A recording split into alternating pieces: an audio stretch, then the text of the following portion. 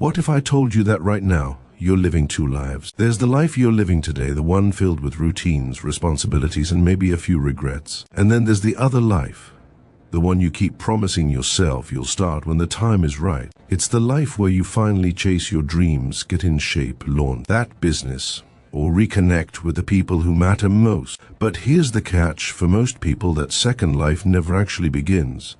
Think about it. How many times have you heard someone say, "I'll start my diet on Monday," or "I'll finally write that book when things slow down"? Maybe you've even said it yourself. In America, we're raised on the idea that anything is possible if you just work hard enough. We celebrate the self-made success stories, the Silicon Valley startups, the athletes who rise from nothing to become legends. But what we don't talk about is the silent epidemic that holds millions back, the myth of tomorrow. It's everywhere. The college student who dreams of launching a YouTube channel but never uploads the first video. The office worker who sketches out a business plan on napkins during lunch breaks but never files the LLC. The parent who promises to spend more time with their kids after this busy season at work. We all know what we want. We make lists, set goals, and even buy the gear. But when it's time to act, we freeze. We tell ourselves we'll start next week, next month, next year. And in the land of opportunity, that opportunity quietly slips away. But what if the real problem isn't a lack of motivation or resources? What if the real problem is the way we think about time itself? What if the biggest lie we tell ourselves is that there will always be another chance, another day, another tomorrow? Because the truth is, every day you wait, you're not just putting off your dreams, you're living as if you have a second life in reserve.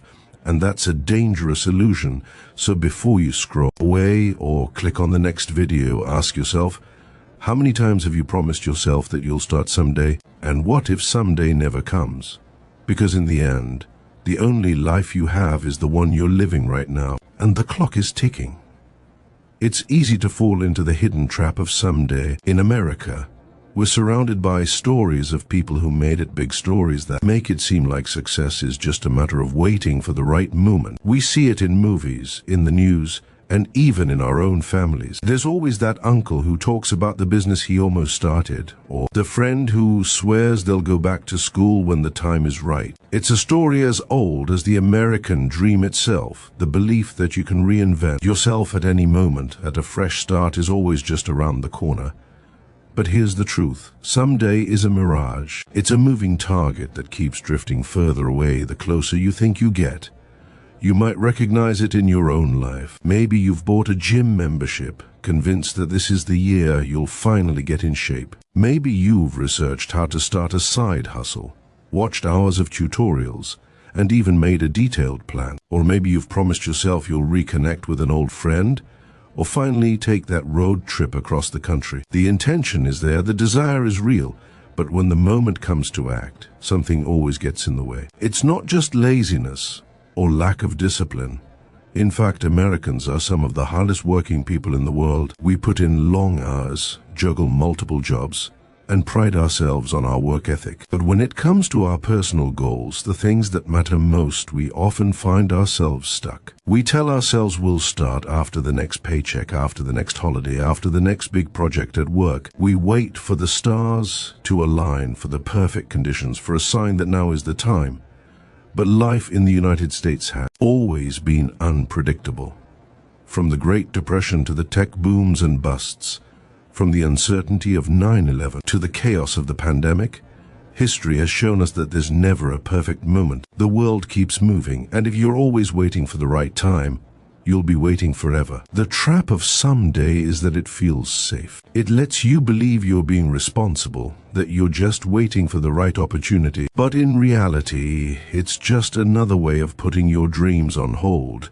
And the cost of waiting is higher than you think. Every day you delay, you're not just postponing a task, you're postponing your life. The gym sessions you skip, the projects you never start, the conversations you avoid, they all add up. Before you know it, weeks turn into months, and months turn into years. The American dream becomes just that, a dream, instead of a reality you're building one day at a time. So ask yourself, how many times have you fallen into the trap of someday? How many dreams have you put on hold, waiting for a tomorrow that never seems to arrive? The truth is, the hidden trap of someday is everywhere, and the only way out is to recognize it for what it is, a comfortable lie that keeps you from living the life you truly want. Every time you put something off, you're making a trade one that's invisible in the moment, but painfully obvious in hindsight. In the United States, we're taught to value time. Time is money, we say, echoing the words of Benjamin Franklin,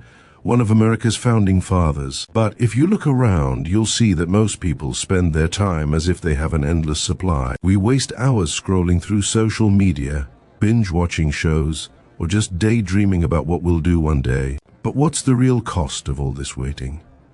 History is full of examples that show us how precious time really is. During the California gold rush, thousands of people rushed west, hoping to strike it rich. Some made fortunes, but most arrived too late, after the best claims were already taken. The opportunity was there, but only for those who acted quickly. The rest were left with stories of what could have been. The same pattern repeats itself in every era. In the 1990s, when the internet was just beginning, a handful of people saw the future and jumped in. They built companies like Amazon and Google from their garages. Most people, though, watched from the sidelines, thinking they'd get involved when the time is right. By the time they were ready, the moment had passed. But the cost of waiting isn't just measured in missed opportunities or lost fortunes. It's measured in moments you can never get back. Think about the family dinners you skipped because you were too busy, the phone calls you never made, the trips you kept postponing. In a country as fast-paced as America, it's easy to believe there will always be another chance. But the truth is, every moment you let slip by is gone forever. You can't go back and relive your child's first baseball game or your grandmother's last Thanksgiving. Those moments are unique, and once they're gone for good. There's a Japanese philosophy called Ichigo, which means one time, one meeting. It's the idea that every encounter, every moment, is unique and will never happen again in exactly the same way. While this idea comes from the other side of the world, it's a lesson that fits perfectly with the American experience. Our history is built on seizing the moment, on pioneers, inventors, and dreamers who understood that waiting too long means missing out. Yet, in our own lives, we often forget this lesson. We act as if there will always be another chance, another tomorrow.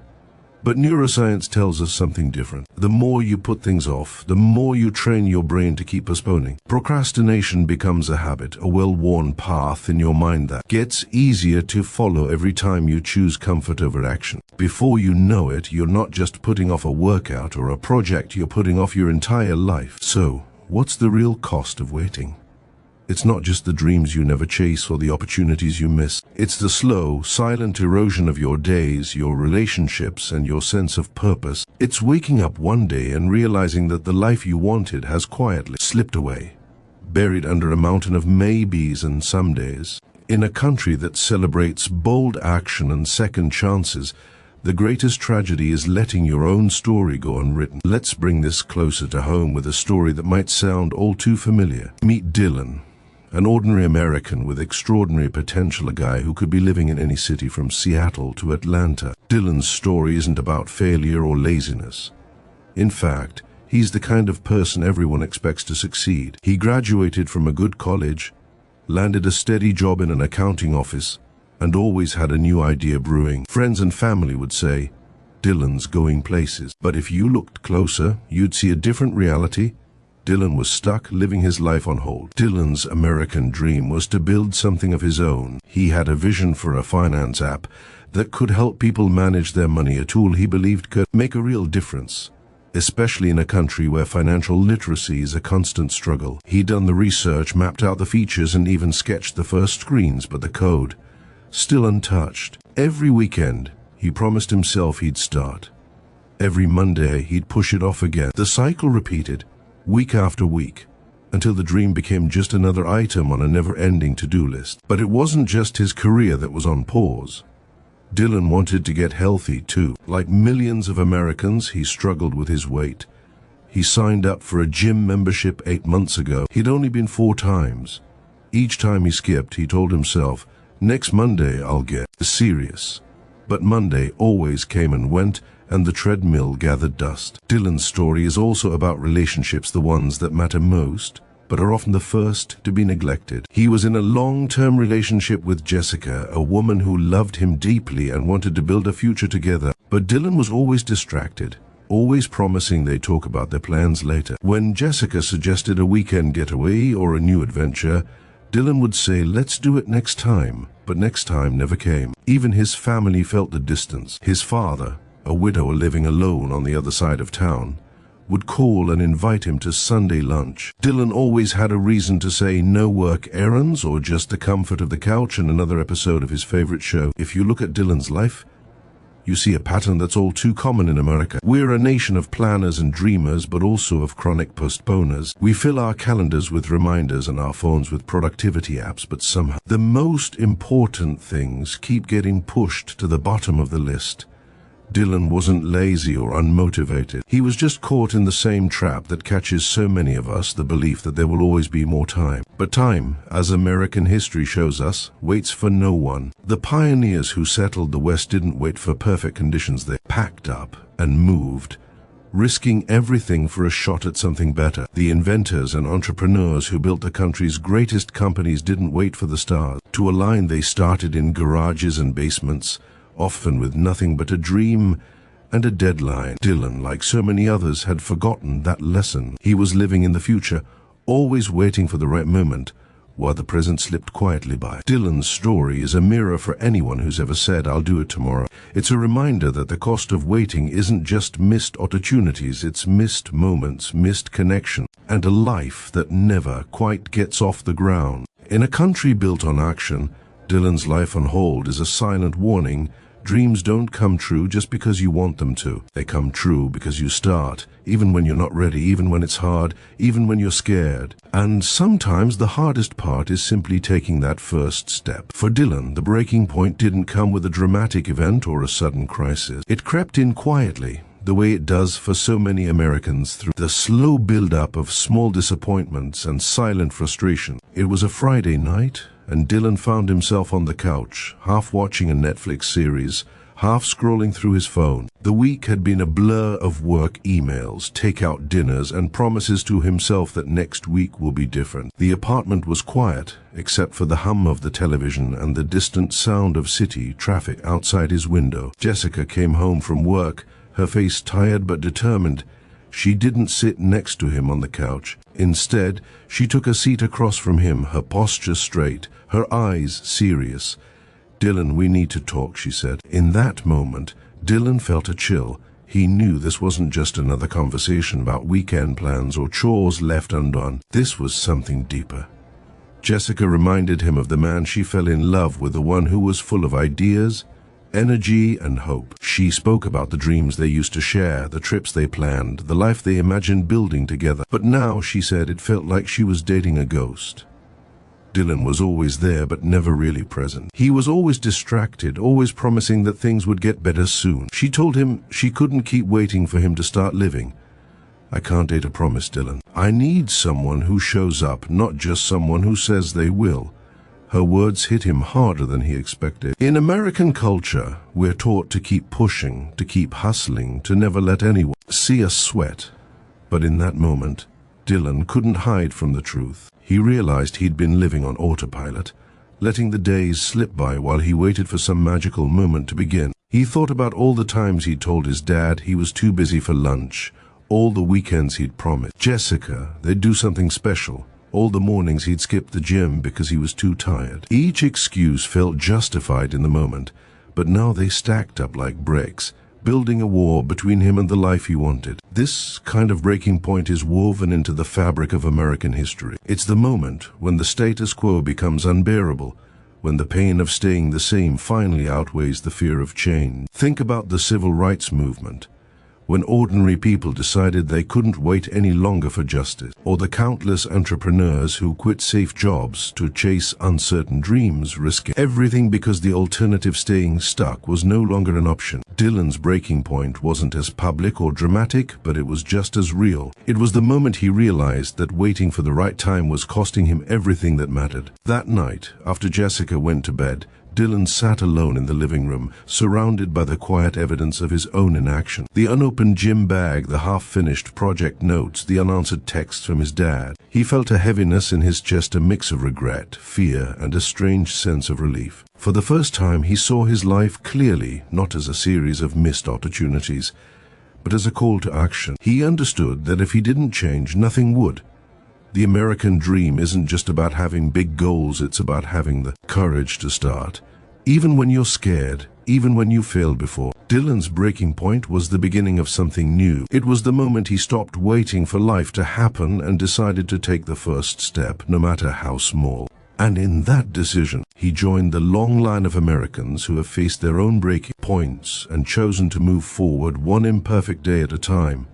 After that night, Dylan knew he couldn't keep going alone. In American culture, we often celebrate the lone hero, the self-made man who pulls himself up by his bootstraps. But if you look closer at our history, you'll see that even the greatest achievers had mentors, guides, and teachers who helped them see what they couldn't see for themselves. For Dylan, that mentor was Kenji Nakamura, a wise, soft-spoken man he'd met years ago in a community college programming class. Kenji was the kind of person who listened more than he spoke, but when he did speak, people listened. Dylan reached out, unsure if Kenji would even remember him. But Kenji replied almost immediately, inviting him to meet at a local coffee shop on a quiet Sunday morning. The place was classic Americana red vinyl booths, the smell of fresh coffee, and the low hum of conversation. As Dylan sat across from Kenji, he felt a mix of embarrassment and hope. He poured out his story, the stalled app, the gym membership gathering dust, the relationship on the rocks, the growing distance from his father. Kenji listened, nodding, never judging. Then Kenji asked a simple question. Dylan, do you know what you need to do? Dylan nodded. He knew he needed to start on the app, at the gym with Jessica, with his dad. But every time he tried, he found himself stuck. Kenji smiled gently and introduced him to a concept that, while rooted in Japanese tradition, echoed the urgency found in American history, Ichigo Ichi. It means one time, one meeting, Kenji explained. Every moment is unique. Even if you repeat the same action tomorrow, it will never be the same as today. In the tea ceremonies of Japan, this was a reminder to be fully present, because the moment would never come again. Dylan thought about all the moments he'd let slip by, believing there would always be another chance. Kenji leaned in, his voice low but firm. You're living as if you have infinite time, Dylan. But you don't. When you put things off, you're not just delaying a task, you're erasing a moment that can never be recovered. This idea wasn't foreign to American life. Our history is filled with moments seized and moments missed. The founding fathers risked everything to sign the Declaration of Independence, knowing there might never be another chance. The astronauts of Apollo 11 stepped onto the moon, not because it was easy, but because the opportunity was fleeting. Kenji then shifted the conversation to the science behind Dylan's struggle. Your brain, he said, is wired for comfort. The limbic system wants pleasure, now rest, food, entertainment.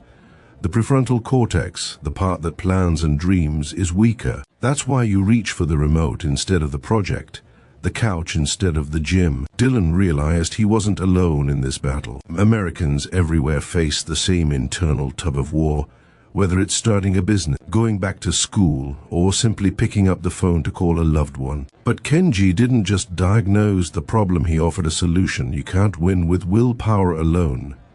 Willpower fades. But you can rewire your brain through small, repeated actions. Start with something so easy your brain can't resist. Write one line of code. Do one push-up. Make one phone call. The key is to start, no matter how small. This advice echoed the American tradition of incremental progress. The Transcontinental Railroad wasn't built in a day. It was laid down one rail at a time, across mountains and plains, by people who showed up day after day. Kenji introduced Dylan to the 2-minute rule, a concept that's gained popularity in American productivity circles. If a new habit takes less than 2 minutes, do it. Don't focus on finishing, focus on starting. Once you start, momentum will carry you. Dylan saw the wisdom in this.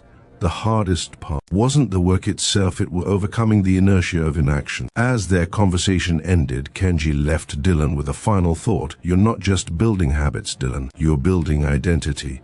Every small action is a vote for the person you want to become. In that classic American coffee shop, surrounded by the echoes of a nation built on bold beginnings, Dylan felt something shift. He realized that change doesn't require a grand gesture or a perfect plan. It starts with a single step taken today in this moment, because this moment will never come again. Dylan left the coffee shop that day with a new sense of clarity, but also a healthy dose of skepticism. Could something as simple as a 2-minute rule or a tiny daily habit really change a life? In a country that celebrates big gestures and overnight success, it's easy to overlook the power of small, consistent action. But if you look back at American history, you'll see that some of the most transformative changes started with a single, almost insignificant step. Kenji's challenge was simple: pick one thing, just one, and do it every day for 30 days, no matter what. It didn't have to be impressive.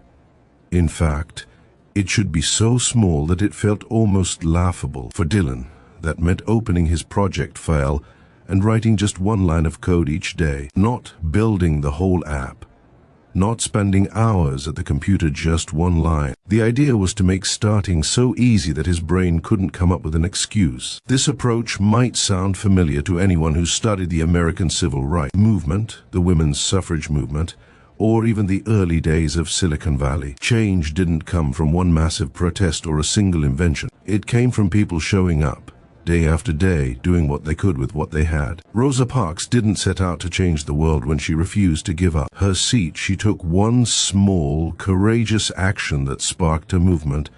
The first Apple computer was built in a garage, one circuit at a time. The first American astronauts trained for years, repeating the same drills over and over, until the impossible became routine. Dylan's first few days were easy.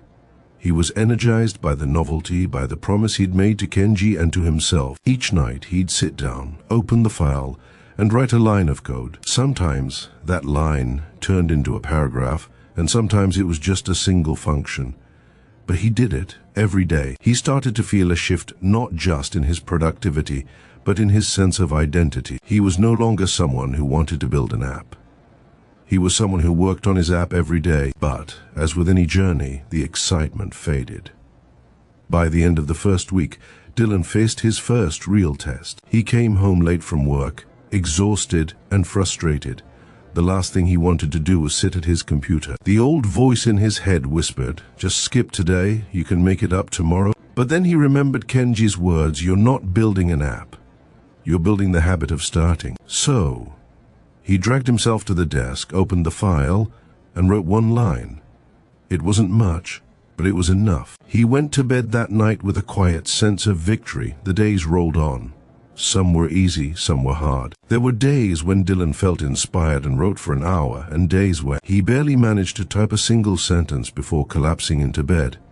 But he kept the streak alive. And when he stumbled, when he missed a day because of a family emergency or a late night out, he didn't let it spiral into defeat. He remembered another lesson from American history: resilience. The pioneers who crossed the Oregon Trail didn't turn back after the first setback. They regrouped, learned from their mistakes, and kept moving forward. By the end of the 30 days, Dylan was different. The app wasn't finished, and he hadn't become a fitness guru or a perfect boyfriend overnight. But he had become someone who took action even when it was hard, even when he didn't feel like it. He had built a new identity, one small step at a time. And that, as countless Americans before him have discovered, is how real change begins. As the days turned into weeks, and the weeks into months, Dylan's life began to shift in ways he hadn't expected. The changes were subtle at first, barely noticeable to anyone but himself. Yet, over time, these small daily actions started to ripple outward, touching every part of his life. This is the quiet power of transformation, a force that has shaped American history from the inside out. Dylan's app, once just a dream gathering dust, began to take shape. Each day, he added a little more code, fixed a bug, or refined a feature. It wasn't glamorous work, and there were no viral moments or instant breakthroughs. But as the project grew, so did Dylan's confidence.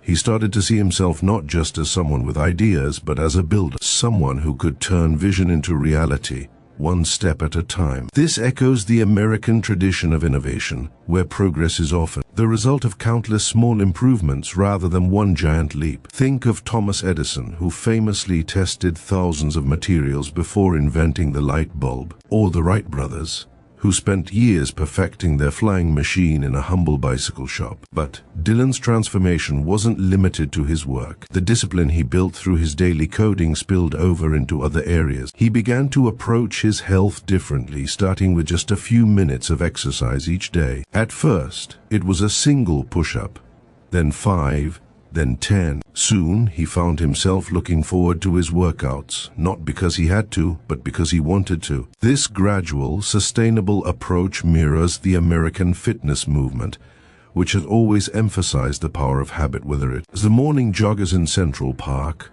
or the millions who joined the running boom of the 1970s, 1 mile at a time. The most profound change was in Dylan's relationships. He made a conscious effort to be present with Jessica, setting aside his phone during dinner and truly listening when she spoke. Their conversations grew deeper, their connection stronger. He also reached out to his father, inviting him over for Sunday lunches. At first, these meetings felt awkward, as if they were both trying to make up for lost time. But with each meal, the distance between them shrank. They shared stories, laughter, and sometimes even silence moments that, in hindsight, became some of the most meaningful of Dylan's life.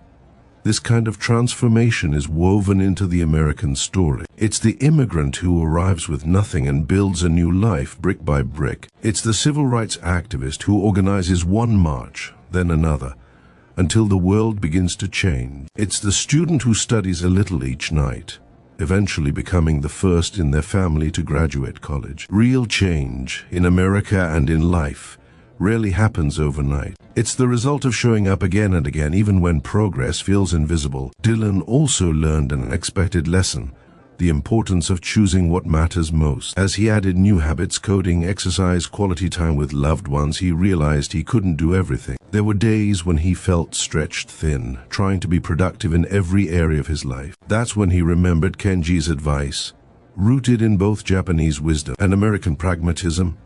Presence is about quality, not quantity. It's better to do a few things well with your whole heart than to scatter your energy across a dozen half-finished projects. By the end of his first year, Dylan's life looked different, not because he had achieved every goal, but because he had become someone who took action, who valued the present, and who understood that every small step counts. His story is a reminder that transformation isn't about grand gestures or perfect plans. It's about the daily choice to show up, to do the work, and to be present in the moments that matter most. In a country built on the belief that anyone can change their life, Dylan's journey is proof that the American dream is still alive, one small action at a time. The real secret, the one that Dylan finally uncovered, is that later is nothing more than a comforting illusion. It's a story we tell ourselves to avoid discomfort, to dodge the fear of failure, or to escape the anxiety of starting something new. But in reality, later is a mirage that keeps moving further away the closer you think you get. This isn't just Dylan's lesson, it's a truth that echoes through the entire American experience. Think about the defining moments in U.S. history.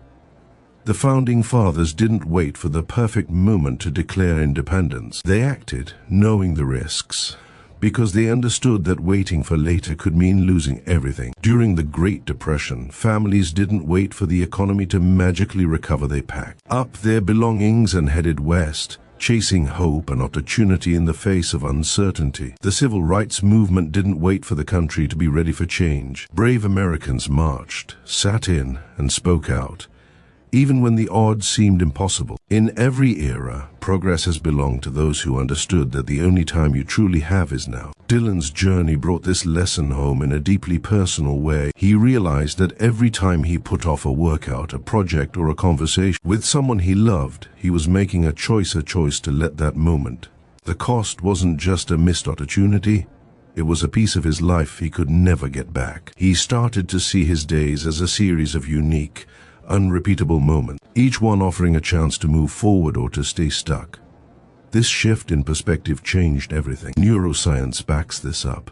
Studies from American universities like Stanford and Harvard have shown that The more you delay action, the more you reinforce the habit of procrastination. Your brain literally wires itself to expect later, making it harder and harder to break free from the cycle. But the opposite is also true when you take action, even a small one. You create a new pathway, a habit of doing, not just dreaming. Over time, these small actions add up, transforming not just your routines, but your identity. Dylan's story is a modern reflection of the American ethos, the belief that you can shape your own destiny, but only if you're willing to act. He learned that the real enemy isn't a lack of motivation or resources, it's the seductive promise of later. The truth is, there is no perfect moment, no magical alignment of circumstances. There is only now and what you choose to do with it. This lesson is as relevant today as it was 100 years ago. In a world that moves faster than ever, it's easy to believe that you can always catch up, that there will always be another chance. But history and life shows us otherwise. The moments you let slip by are gone forever. The conversations you avoid, the dreams you defer, the relationships you neglect, they don't wait for you to be ready. They simply fade away. So ask yourself, how many moments have you buried in the graveyard of "I'll do it later"? How many dreams have you let wither while you waited for the right time? The real secret is that there is no later. There is only this moment, right now, and the choice you make in it. Dylan's transformation didn't come from a single act of willpower or a burst of motivation. It came from the daily decision to act, to be present, and to honor the time he had. In the end, this is the heart of the American story, a story not of waiting, but of doing. A story of people who, in the face of uncertainty, chose to move forward anyway. Dylan's journey is a reminder that you don't need to wait for permission, for inspiration, or for the stars to align. The only thing you need is the courage to start, right now, with whatever you have. Because the real secret is simple. There is no later. There is only now. Now, as you reach the end of Dylan's story, it's time to turn the spotlight on yourself. This isn't just a story about one man's transformation. It's a challenge to every person who's ever felt stuck, overwhelmed, or trapped by the myth of later. The truth is, the power to change your life has always been in your hand, just as it's been in the hands of countless Americans before you. The only question is, what will you do with it? Throughout American history, progress has always started with a single, often small act. The first settlers who crossed the Atlantic didn't know what awaited them, but they took the first step. The civil rights activists who changed the course of the nation didn't wait for the world to be ready, they acted. One sit-in, one march, one conversation at a time. The entrepreneurs who built Silicon Valley didn't wait for perfect conditions. They started in garages, with borrowed money and big dreams. Each of these stories began with a decision to act, not tomorrow, but today. So what about you? What is the smallest action you can take right now, today, that will move you closer to the life you want? Don't think about the entire journey. Don't get lost in the details of a 5-year plan or a list of resolutions. Focus on the next 2 minutes.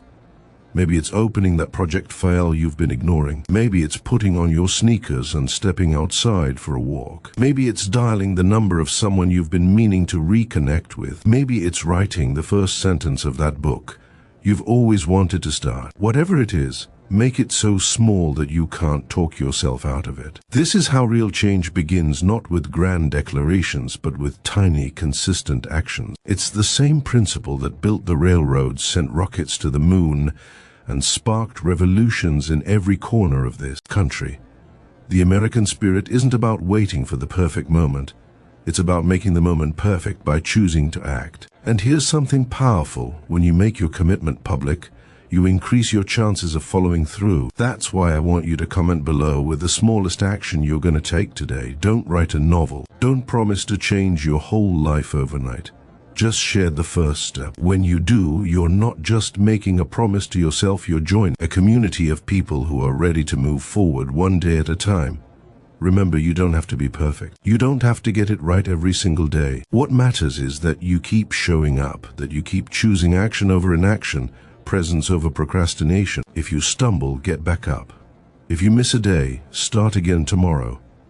The only way to fail is to stop trying. Dylan's story is proof that transformation is possible no matter where you start or how many times you've fallen short. It's a reminder that the American dream is alive in every small choice you make, Every day you decide to act instead of waiting. The legacy of this country is built on ordinary people doing extraordinary things, not all at once, but step by step, moment by moment.